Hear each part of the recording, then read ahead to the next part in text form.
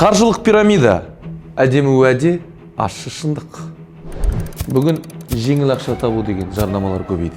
100 мың сал, 500 мың аласың дейді. Бірақ бұл ұзақ.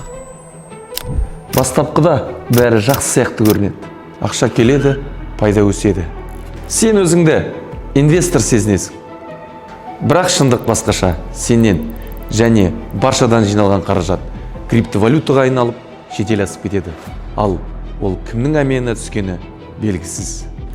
Бір күні бәрі жоғалады. Сайт жабылады, хабарласа алмайсың. Ал сен өзіңнің ақшаңнан, уақытыңнан, сенімнен айырыласың. Нағыз қаржы ұйымының лицензиясы болады. Оның қызметі ашық, заңды және тексерілген. Жеңіл ақша жоқ. Сенің ең үлкен капиталың ақыл мен сақтық. Қаржылық пирамидаға алданба.